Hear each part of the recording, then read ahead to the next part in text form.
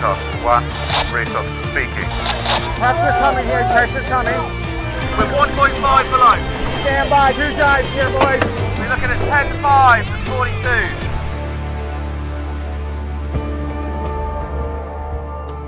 Hi everyone, and thanks for joining us on another podcast. I'm back on a blustery seafront in Cowes, looking at a rather empty Solent. It's been a bumper summer here with the Fastnet, Cowes Week of course, the Royals, Will and Kate racing each other off the Royal Yacht Squadron. Brilliant. And a rather nail-biting Sail GP. But now there is a wonderful calmness about the place. I'm just back from holidaying, 2 weeks windsurfing in France with the family, watching Robbie Nash videos in the evening and wishing I was a whole lot better at it. I also surprisingly really enjoyed open water swimming and was full of bravado when I got home about swimming every day. I'll let you know how that goes, and any tips on keeping warm as the winter progresses would be well received. Well, many of you left such fantastic feedback about last month's Chris Draper pod. Thank you. It really makes a difference. And, you know, he's a real gem, and I'm so glad you thought so too.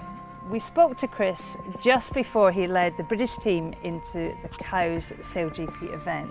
If you missed it, it didn't pan out as he had hoped. They started the week by being the first team to break the much sought after and hyped 50-knot barrier, and had high hopes for a decent result come racing.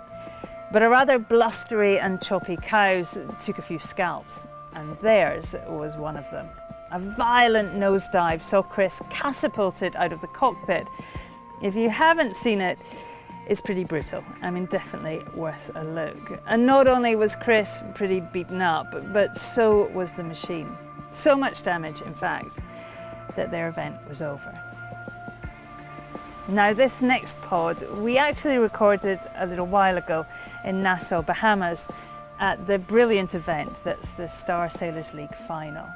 An event full of sailing legends, and leading the charge at the top of the legend status leaderboard was this man, Paul Cayard. He's without doubt American sailing royalty, with an almost unfeasible sailing CV. A fierce competitor, an Olympian, Ocean Race winner, America's Cup veteran, and so much more. Cayard, as you will hear, is also a brilliant communicator. He refreshingly comes from an era of sailors who said what they think, who has opinion, and is untouched by any media training spin. I have just listened to this pod again and was captivated. Great candid stories, funny moments, and at times quite emotional. I hope you enjoy the hour I spent with Paul Cayard.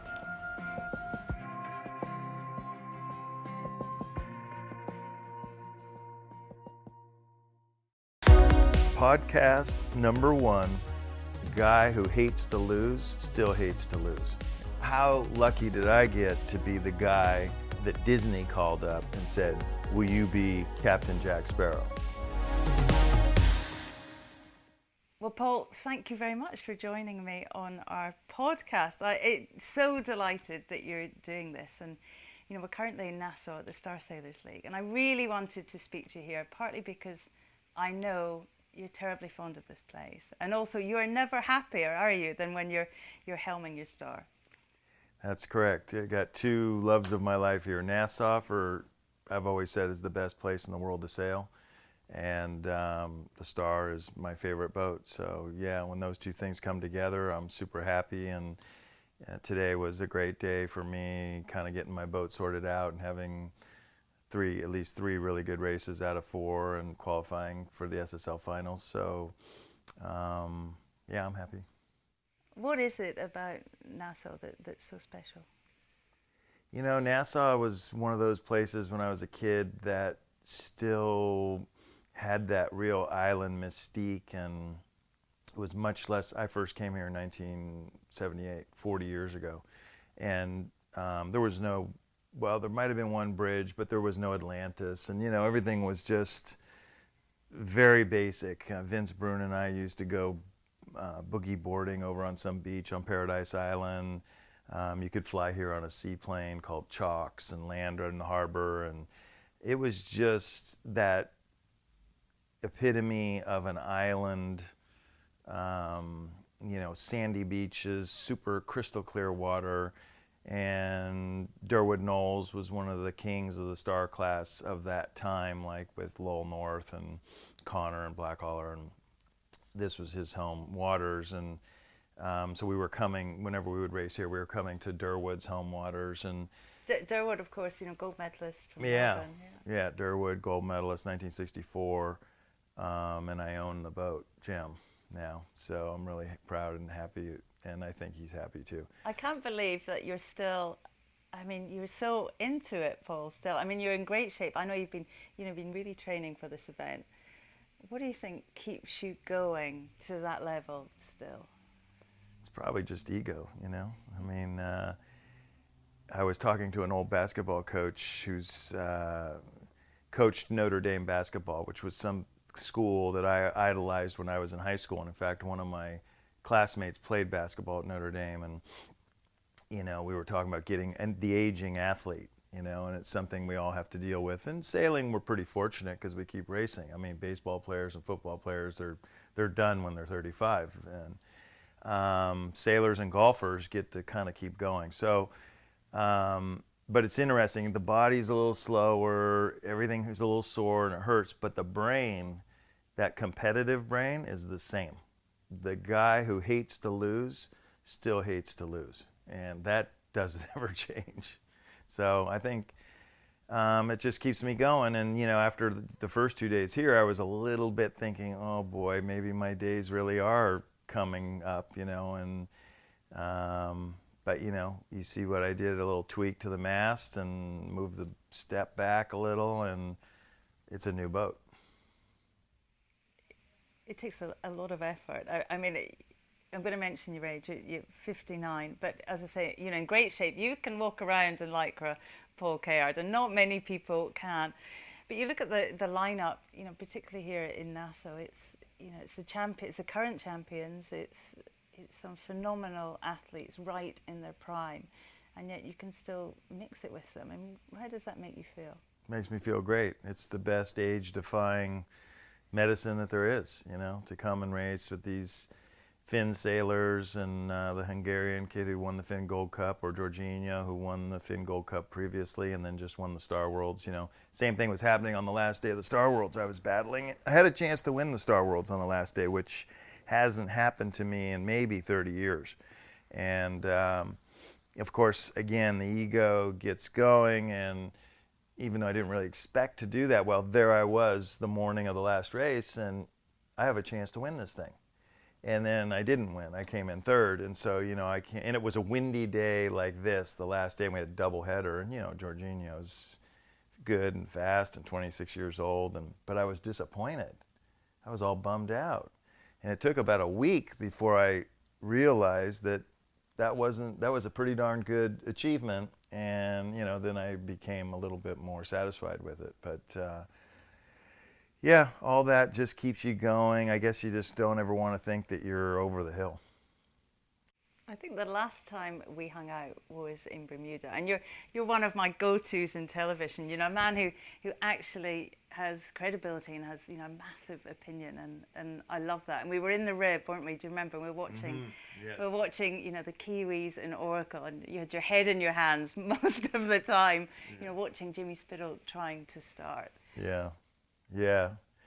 That was our last time, and we've had a number of great interviews. You've done some great CNN mainsails that I really appreciate having in my archive, and I'll never forget the first time I met you in Athens, and I asked you to take the picture of me and Phil getting the silver medal at the pre-Olympics, and I honestly wasn't sure. There were three blondes sitting behind me. I didn't know who was what, and someone said, "Oh, you just asked Shirley Robertson to take your picture." I'm like, "Oh, that was pretty impressive." So, yeah, I think I really respect the work you do. I watch all your CNN mainsails and everything, and you're a great reporter, and it's great to have someone as knowledgeable to talk to, because you get it. You and you can present it to the public.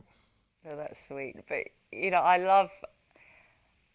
love having you in my boat at the America's Cup, because actually you're not afraid to say what you think, and quite often, particularly in the sport, that's very rare. I properly treasure that. Why do you think you feel comfortable sort of voicing an opinion? I guess I probably think that my insight's pretty good, and I'm willing to back that and go public with it, and not afraid of that. An interesting observation is when I first started doing the America's Cup, Blackhaller and Connor were and Buddy Melgis were in Perth, and the ones I'm thinking of are the press conferences in Perth, and I mean they used to just say whatever came to their mind, and it was. And, that prevailed for 87, 92, we were pretty good that way too, me and Chris Dixon and Ian Murray. But it seems to me that over the subsequent 20 or 30 years, things have gotten really dumbed down, and everybody wants to make a politically correct statement rather than really what they think. And it's unfortunate, because I think it takes a lot of the personality out of the interviews, which is what the public wants to see, and they want to see your personality and your opinions, unrestrained. So I think, every once in a while I'll put my foot in my mouth, but by and large, I like the way I handle my public representation. Do you not care what people think, Paul? What do you think actually people think of you? Well, you have different types of people. I think people who really know me know that I'm a pretty nice guy, and of course I'm a competitive person, and I can be intense and aggressive. I can be all of that, but I'm also pretty compassionate and willing to help people. People who don't know me probably see more, maybe they might think of me as cocky, and the outspokenness might come off as being a little brash, and it might put some people off.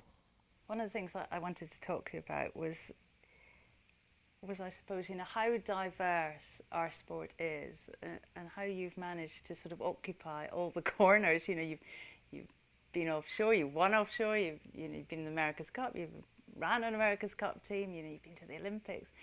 From small boats all the way up. And we talk about some of the youngsters now as being able to, people like Pete Burling, they've just America's Cup, Volvo Ocean Race, Olympic medals. But you've done all that as well. And I wonder what sort of mindset you need to just, take your skills from star sailing and then move that into the offshore world or the America's Cup world, and looking back, what you make of that incredible career. I think the main thing that allowed me to adapt to all the different disciplines within our sport is just determination.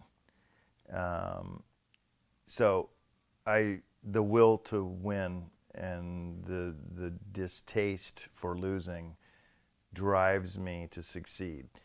Then you need a certain amount of creativity. Again, this will probably sound cocky, but I mean, you have to be able to figure things out in these different games. You have to figure out, well, what works in this game? How are we going to win the Whitbread around the world race? We're a bunch of Olympic sailors and America's Cup sailors, but we had a philosophy and a strategy, and we had a few mistakes early on, but we learned from our mistakes, and we built a very good mousetrap. So I think the key traits are, if you're determined to win, you will, and you're relatively smart, you're going to find a way. Are you surprised by the Pete Burlings and the Blair Tukes and how successful they've been? They're not even 30. Yeah. Well, you have some extreme talents. Mark Mendelblatt here is a great example of probably a pretty extreme talent. I mean, Robert Scheidt won the qualifiers, but Robert sails a lot in small boats, and he's very prepared. Mendelblatt showed up the afternoon of the last practice day and went out for a 1-hour sail against nobody and was leading the thing after yesterday. So I think Mendelblatt's also a great talent, but not being used to the level that Robert is using his talent. And Burling and Tuke and Nathan, these people are extremely talented and they're young. So now it's about cultivating that talent and putting some structure around it to go and achieve great things. Will they be the skippers and leaders of their America's Cup team and get technologically interested in the nuances that are going on the boat? Obviously, with all that foil control and everything, Burling and Nathan had to be very involved with the designers, and their foiling experience in the Moth helps them out a lot. They already understand about the angle of the foils, and so history repeats itself. Before me there was Dennis Conner, who really reinvented the America's Cup and how to play that game. Let's talk offshore. Won the Volvo Ocean Race with Ep5, and then next campaign, one of the most exciting campaigns I think we've ever had in the sport, with Disney, Pirates of the Caribbean. How did that come about, and how special was that time? So I had won the Whitbread Round the World race 8 years before, and I just finished Athens. It was May of 2005, and I wasn't really doing too much looking. I think I was sailing a little far 40, maybe with Kilroy, and I got a phone call one day from the Disney people, and it was like May 3rd in 2005, and they said, we'd really like to do the Volvo Ocean Race, and we were told that you're a person we should interview or contact. Could you come down to Burbank and have a meeting with us next Friday? I said, sure, I'll come down. So, I already knew, of course, that Bauer Becking had built his boat, the Telefonica, in Australia, and was already halfway around the world sailing the thing back up to Europe as part of his training, and that the ABN boats were being built. I knew that a lot was happening with that race, which would start basically November 1st, 6 months later. So I went to that meeting, and they had these easels up with a bunch of artist renderings of what the sails would look like with the pirates and the skull and crossbones, and the t-shirts, how the t-shirts were going to look, and the caps, and all this stuff. And so they gave me about a 20-minute introduction as to what their idea was, and they wanted to promote the second movie. So the first movie was called Curse of the Black Pearl, I believe, and the second movie was going to be called Dead Man's Chest. So the boat would be the Black Pearl, and the Dead Man's Chest movie was going to be released while we were going around the world, and they were going to leverage all the stopovers with their movie theater owners, and they had this whole plan. So they went on for probably a half hour, 40 minutes, and then I said to him, well, that sounds fantastic, but do you have a designer of the boat, or have you contacted anybody to build this boat? Oh, well, no, that's why we're talking to you. And I said, well, one thing you should know is it takes 8 months to build one of these boats, and the race is going to start in 6 months. And they said, oh, well, isn't there anything we can do about that? So pretty much the meeting ended, and I flew home. I told my wife at the time about it, and, it just sounded crazy and risky, and I called a good friend of mine who was a watch captain on Ep5, Kimo Worthington, and I described it about the same length that I just described to you, and he goes, I'm in. I said, Kimo, no, that was not the right answer. He goes, Paul, it'll be amazing. We'll figure it out. We'll do it. Let's go. So we agreed, pretty much we did. We just dug in, and we got clever. We were able to buy the molds off of Ericsson. So we saved the 6 weeks there, and people worked double time at Green Marine and in England, and we got the boat about 3 weeks before the race started. It really wasn't finished, and we broke the boat on the first night out in the ocean off Portugal, and but we managed to cobble the whole thing together and finish second, which in some ways was more satisfying actually than winning the first time, because the challenge, the hill was steeper, and we had a lot of fun along the way, being pirates and entertaining kids at all the stopovers. So it was a fantastic experience. And one other tidbit when I was considering whether or not to do it was, who wouldn't, how lucky did I get to be the guy that Disney called up and said, will you be Captain Jack Sparrow? Did you ever meet Johnny Depp? Yeah. So what happened was at the London premiere, we sailed the boat after the race was over. We sailed the boat or powered it up the Thames River, and we had it docked on one of your piers up there near the London Bridge, and they had the premiere in town. And after the premiere, Dick Cook, who was the CEO of Disney Pictures at the time, and Johnny Depp presented me with the sword from the movie. I have it on a plaque, and it says, to Captain Paul Cayard from Captain Jack Sparrow. That's one of my favorite trophies. I remember that first night. I was at the start of that race, and you all left in northern Spain, and then the reports started coming in. It was the first time, wasn't it, with canting keels, and all kinds of bother out in the Bay of Biscay. And one thing I loved your reports because it was the first time really that the drama came alive, and everyone was following the Black Pearl. And here, first night, the drama had started. Yeah. Yeah, we had, damage to the plates that cover there's quite a large hole in the bottom of the boat to allow the canting keel to swing 40 degrees either side of centerline. And that system that slides across the hull had ripped off, and so we essentially had a 2-foot by 1-foot hole in the bottom of the boat. It's contained in a case inside the boat, but if the lid to that case breaks, which it had a lot of water pressure on it at 30 knots, the water would simply flood into the boat. So we had to throttle way down and eventually just head back to Portugal. Why did you want to communicate so much off the boat? Because at that time, it just wasn't the way it was done. Normally they just kind of left and occasionally you got a report. But, it felt like it was almost cathartic maybe that you wanted to tell your story. Yeah, and I think earlier you asked me about what do I think people think of me, and I think some people think of my prolific writing off the boats as self-promotion, but really it never was that contrived or premeditated, especially in the EF days. That whole thing with Quokka Sport, the internet had just started in '96.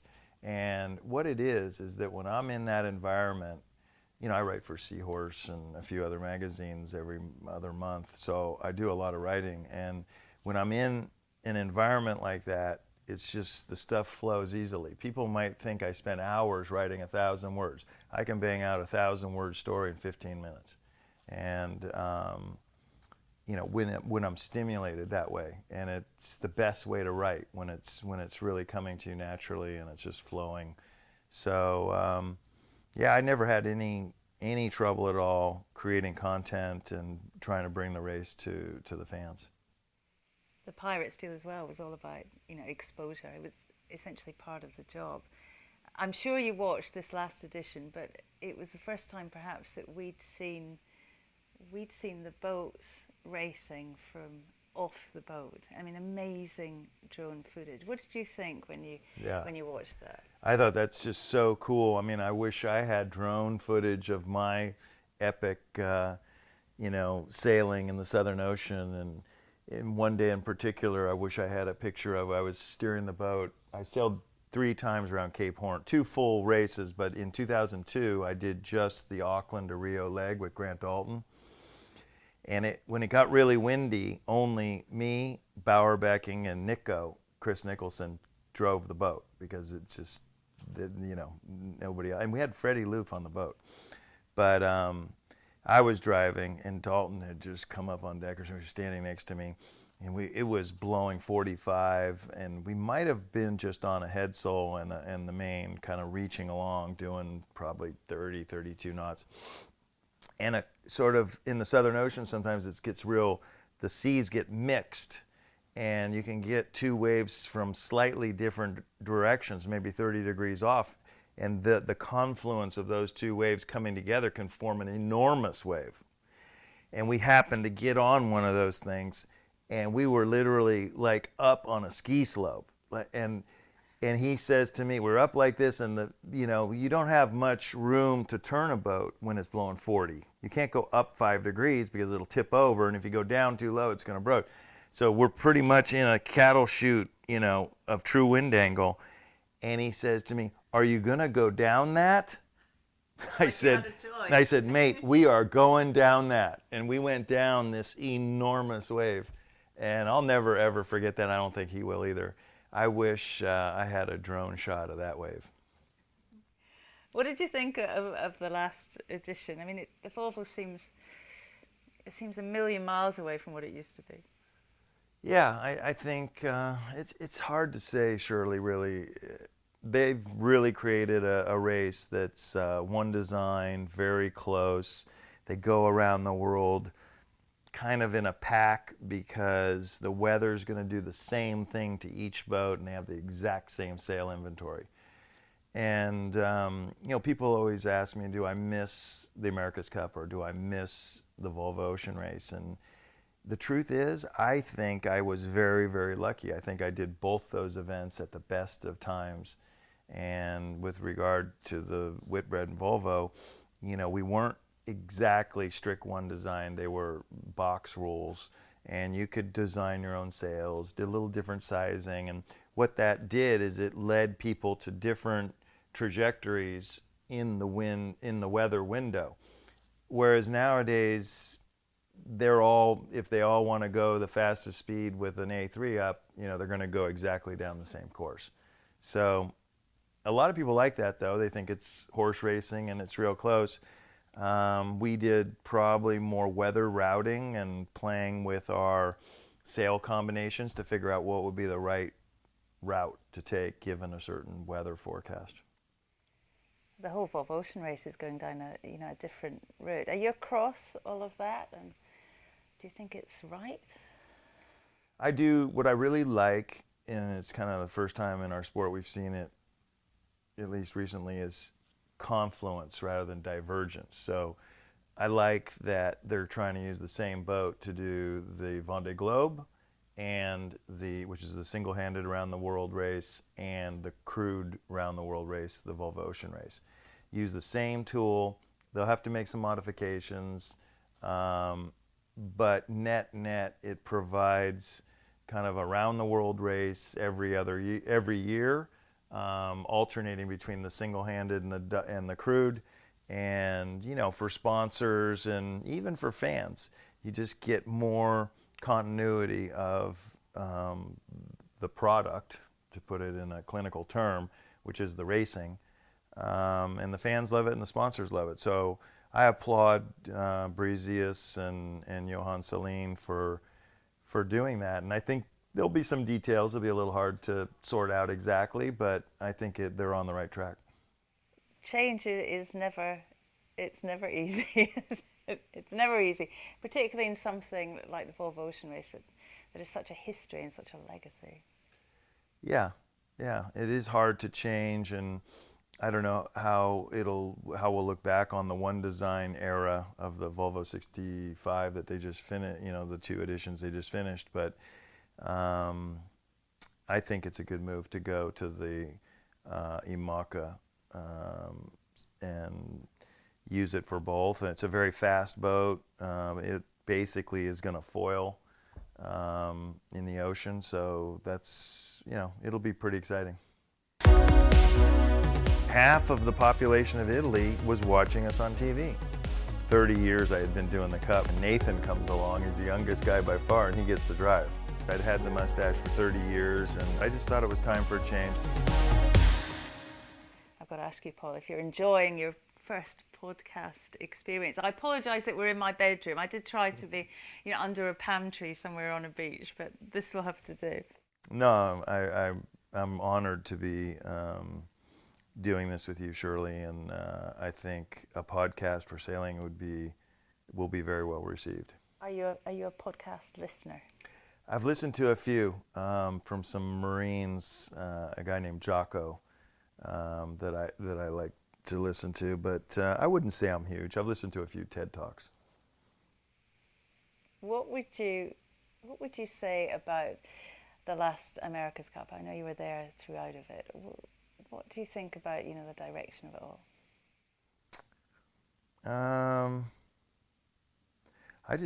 I worry that the fast boat concept that we're on for the last 3 editions, last 2 that we've seen, and we'll have it again this next time, isn't as compelling to the public as the type of boat where the crew maneuvers play an important role, where the strategy and positioning at the start play a very determinant role.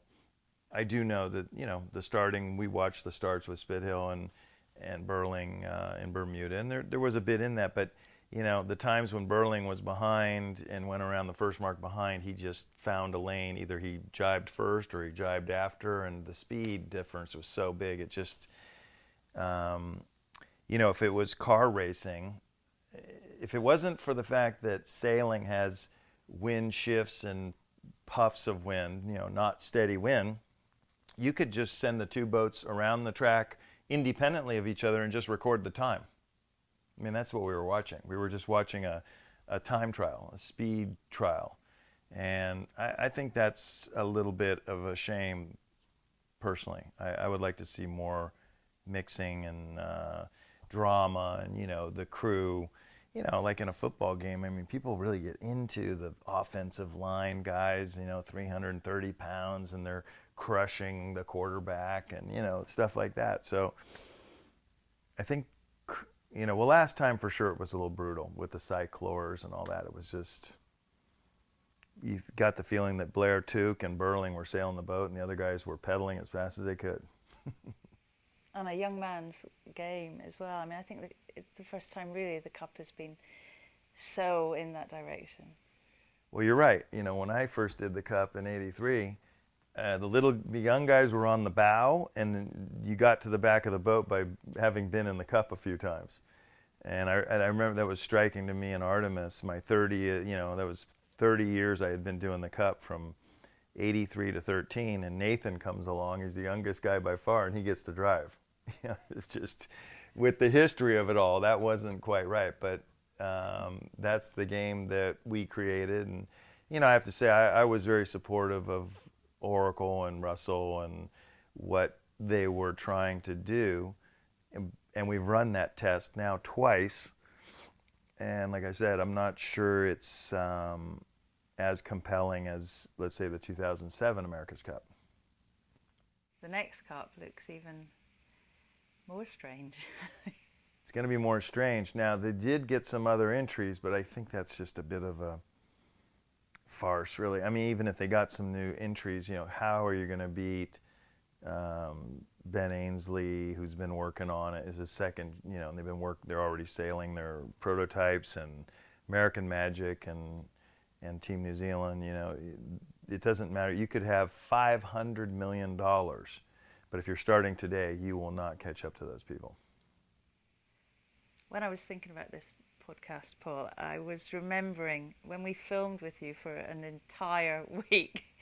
It must have been maybe 2010, and we followed you around for CNN, lots of different locations in Europe, and one of them was Portofino, and I never forget that. You speak very good Italian. It was a bit of a surprise, and also you were really recognised there, that people would stop you in the street. I mean, what's that like, and why has that come about? That's all off Il Moro di Venezia. I mean, Italians are like Brazilians in terms of being fans. They don't even understand the sailing. The taxi drivers and the people who followed Il Moro di Venezia had no idea about sailing, never been on a boat, lived in the middle of Italy somewhere.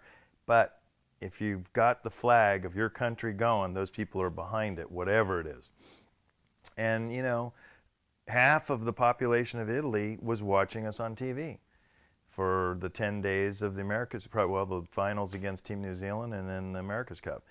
And yeah, it was just shocking to me when it was over in San Diego and I went back to Italy we had a little tour of, yeah, we were downright famous. It was hard you couldn't get down the street. So that was an interesting thing to go through a little, and you really see how people like Michael Jackson, people who are really famous, just have a hard time coping and living a normal life. It's virtually impossible. You were quite recognisable back then. And I looked at a little bit of the footage, and of course you had the moustache. You were the most recognisable sailor in the whole sport. What happened to that, Paul? Yeah, well, I had a girlfriend who agreed, I would say. I wouldn't say she talked me into it, but I just thought it was time for a change. I'd had the mustache for 30 years, and that's the Marlboro Man look, and I think Marlboro Man, was happening in the 70s and 80s, and now the scruff is kind of in. So hard to say goodbye to an old friend, I bet. It was a little odd when I did it, and even just the tactile sensations of not having it there, and my daughter said to me, "Dad, there goes the brand." And she's kind of right. I was much more recognizable. Yeah, now it probably cut down my recognizability in Italy by more than half. When I look back at my medal pictures, I've got these terrible haircuts. And at the time I thought, I had quite a good look. I wonder what you think now when you look at the photographs of Paul Cayard with the tash. What do you think? No, I like it. What I see more than just the mustache, I see just, the younger face, and everything's nice and plump and firm, and, I'm very happy with the life I've lived. All right, let's get back to something more serious. You entered the America's Cup World at a very young age. How did all that happen? Well, I was mentored by a guy named Tom Blackhaller, and first I started crewing for him in the Star when I was 18 years old. He was running a laser clinic at an island that St. Francis Yacht Club has up in the Delta behind the bay, and I was about 15 at the time and was part of a group of kids including Kostecki and Russ Silvestri and John Bertrand, the American who won the Laser Worlds 2 or 3 times. We all grew up together, and Blackhaller was 20 years older than us, and he came to speak at a clinic that we were having, and he kind of noticed me, and then he probably waited a couple years. I was probably a little too small, and then he asked me to crew for him in the Star, and did that for a few years. And then when I got out of college, it was 81, I graduated from university, and he said, "Come on, Cayard, we're going to go do the America's Cup." So and how old were you then? I was 22. So I went and did it, and I was a jib trimmer the first time, and then for Fremantle in '86, I was the tactician and really running the sailing program for him. We had a 2-boat program. He was trying to raise the money and deal with the designer and things like that. So I made sure we went sailing every day, and we went to the gym every day. And then for that one, I was 26. And in the middle of all that, I had met Raul Gardini. I've met a lot of Italians because I skippered a boat in the '84 Sardinia Cup and basically was the top boat. So I got all the Italian. I started to get my Italian recognition in the sailing world then. Gardini asked me to work for him directly after Fremantle. I had been working at North Sails. And I started North Sails One Design with Vince Brune. So in the old days, fin sails were made in Pewaukee because it was Peter Barrett. Star sails were made at San Diego Loft because it was Vince and, well, Lowell, of course. And then they decided, though, that we should make all One Design sails in one or two locations. So we had North Sails One Design started in San Diego, and there was another one in Germany. So Vince Brune and I started the one in San Diego together, but I didn't last really long cutting the corner patches for snipe sails. That was my first task. That could get tired. Vince said, "Paul, you need to learn how to make the sail." So you go cut some corner patches for snipe mains for about 3 months. So I was doing that, and then someone said, hey, they need a skipper in the Sardinia Cup for a 50-footer, Frere's 50-footer, and Herman says Cayard should do it. So they sent me over, Blackwater sent me over there, and we did real well. So anyway, I met Gardini. You never finished the corner patches? No, I left the corner patches behind. And so then I had my first opportunity when I was 29. Mr. Gardini, we had won the Maxi World Championship the same year I won the Star World Championship, 88. And then he said, Paulino, we have to do the America's Cup, and I'm not going to do it without you. And in those days, it wasn't that common. You had to be a national of the country. And what it meant in those days was I had to move to Italy for 3 years. And that I would be racing against the San Diego Yacht Club, which I was a member. And, and so I was a little scared and intimidated, but I came to the right conclusion, and I went and did it, and it was a huge, apart from the success that we had, it was just a great life experience. Like you said, I can speak fluent Italian. My daughter was born there. It's just, Italy is a huge part of my life. And you won the Challenger Series. And then we won the Louis Vuitton Cup. Yeah, it was huge. We lost 4-1 in the America's Cup final, but we beat Russell Coutts and Team New Zealand in the Louis Vuitton final, and that was a big dogfight there. Bowsprit protests, and we were down 3-1, and we came back and won 5-3. Did you ever win? Did you ever think you could win the whole thing? Maybe the time that I thought I had the best chance was 2000 with America One. There was just enough unknown out there, and we got to 4-4. Well, actually, we were up 4-3 against Prada, and we lost the last 2 races. And we got our boat real late. We got the race boat in the 3rd round robin, and we just didn't have enough time to really know what we were doing with it. We made a couple mistakes in the setup of the boat, and so there was a lot of potential there, but then Prada did get shellacked pretty good by Russell and the team in the finals, 5-0. So, probably we wouldn't have won. As a Brit, we've never won it, and we live in hope that one day Ben Ainsley will bring the America's Cup back to Cowes where it belongs. As an American, where does the Cup sit on your radar? Is it the ultimate prize? Yeah, I think it is. It is. It's just got the history, 160, 65 years. So, that has a lot of value, and a lot of teams and famous people have chased it, and all that salt that people have put in, blood, sweat, and tears, and that adds value to the trophy. And I think it still is the pinnacle event in our sport.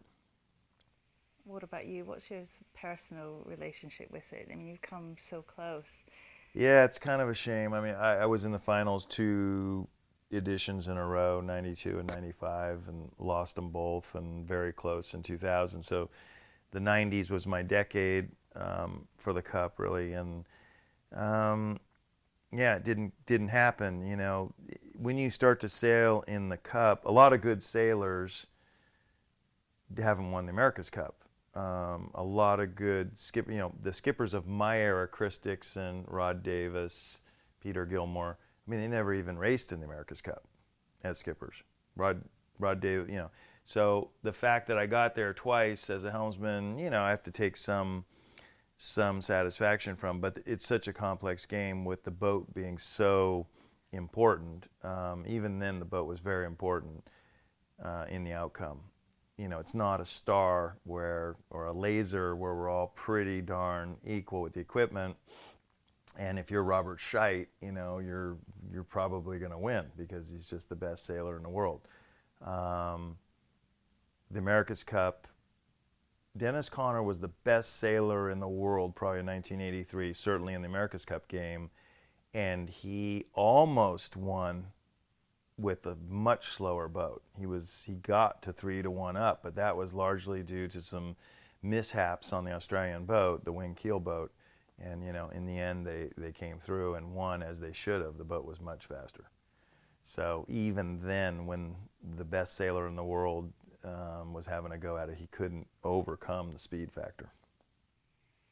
We've not seen you in the Cup arena since Artemis Racing. San Francisco, the big boats in 2013. I know that was a really hard time for you. You were in charge of Swedish Artemis Racing, good budget, and on the outside anyway, it looked like an amazing project to be involved in, until of course Andrew Simpson lost his life. I know, Paul, that that moment had a profound effect on you. What do you think now, as time's passed? What do you think of that whole time? Well, I mean, the most important part of the whole time was that a great guy lost his life, and it's hard to put into words what that means, really. I was with him in the gym in the morning, I remember, and he was telling me it was his wife's birthday that day, and what he had planned to do that night, to take her out to dinner and everything. And you can't imagine a more opposite scenario. So yeah, it affected all of us. It affected Ian Percy the most, of course, because he was so close, having won the Olympics with Bart and grown up with him. And it was really Perce that pushed to get Bart there, and he had only just gotten there about 3 weeks before the incident happened. So that's the most important thing about that Artemis America's Cup, and it's unfortunate because it's not a good ending. As far as the whole project goes, we had a lot of heartache, frustration, difficulty, I would say, on the design side, because our designers kept telling us that the boats weren't going to foil, and we were saying, well, New Zealand's down there foiling, and yeah, but this isn't going to work, and this isn't going to work, and then in the end, obviously they were all foiling, and we had to do a huge last minute about face from a design standpoint to try to catch up and play the game, and of course it was way too late. So it was really stressful and a shame that we were just technically on the wrong path. You seemed different though after that, and I just wondered how perhaps it affected Paul Cayard. Well, it's a heartache. I had done the America's Cup 6 or 7 times, and I had many amazing experiences, and that's probably the last America's Cup I'll do or be in charge of, and it just ended. Not only did it end badly, but it ended in the loss of life. And I've sailed around the world twice and around Cape Horn 3 times, and I've never lost a man. And I wasn't on the boat that day. I was in a rib. So, but it was just, yeah, I mean, those are scars, basically. Now, Paul, when you look at the sport, I mean, the speeds it's getting faster and faster all the time. You hope that at least the game has changed from a safety point of view. What do you think when you see that? Well, there's risk, there's risk. There's risk in sailing around the world. People have died sailing around the world, and there's risk if you're a mountain climber. And I don't know that we should throttle back the sport because it's dangerous. I think a slower boat might make the racing more interesting and compelling, both for those who are doing it and those who are spectating. But, Shirley, there's risks in a lot of sports, and sailing has just become more extreme in recent years. But we're seeing it throughout the entire sport. We've just seen Francois Gabard foil across the Atlantic alone. What can be safe about that? Well, he didn't capsize. I guess the autopilots are that good. It's all about technology, and it's evolving all the time, and The autopilots are, whether the boat's on a hull and doing 30 or foiling at 40, 45, I guess the autopilot is doing its thing. And, the day it doesn't, he'll flip over. It looks now like the Volvo Ocean Race boats will in some way foil also. It's a massive change, isn't it? When you look back in your career and you see where the sport is now, what do you think and where is it going to end? Yeah, I you know what, Shirley, I'm not in awe of it. I sailed big, heavy maxi boats and 12 meters in the America's Cup, and the maxi boats used to go around the world, Sayula and those kind of boats, Flyer. They were big Swan 77s, and they were going trundling around the world. Now, we've got canting keel boats. I mean, who would have thought, well, the keel's going to swing 40 degrees either side, and the boat's going to plane at 40 knots. And then now, that's already 15-year-old technology, and now they're going to foil. So it doesn't surprise me at all. I wouldn't throttle back on that. I think it's just natural progressions. The kite boarders are foiling too. Everybody's foiling. Everybody who can is foiling. We haven't figured out how to make the starboats foil yet. No, there's a challenge. So how's it been, Paul? How have you enjoyed your podcast? I've enjoyed it. I hope I've been able to share a little bit of myself with your audience, and I'm super comfortable doing it with you. As I said, we have a long history of doing interviews and sharing the sport we love with the fans. So anytime. It's been a joy speaking to you. Thank you very much, Paul. Thank you. He's a fascinating character, fiercely driven, talented, a believer in his own ability. But the thing I love the most about him is his honesty. He backs himself and says what he thinks. And I loved that story of him and Grant Dalton in the Southern Ocean. We'll definitely ask Grant about that when I see him next. Please let me know what you think of Paul's chat. Leave a note on iTunes, or I'm pretty easy to find at Shirley Sail on Instagram and Twitter, just me on Facebook, or send an email, podcast@shirleyrobertson.com. That's about it from us for this month. Next month, well, I'm not too sure what to tell you about next month's guest. When it comes to superlatives, I guess there's quite a few I could use. Is he the busiest man in sailing? Is he the most famous man in sailing? Possibly both of those, and a whole lot more. He's won the America's Cup for 3 different nations. He's been knighted for services to the sport. But he's also one of sailing's most contentious characters. He's a fierce competitor out on the racecourse and in the boardroom. And next month, we sit down for an hour of chat with Russell Coates.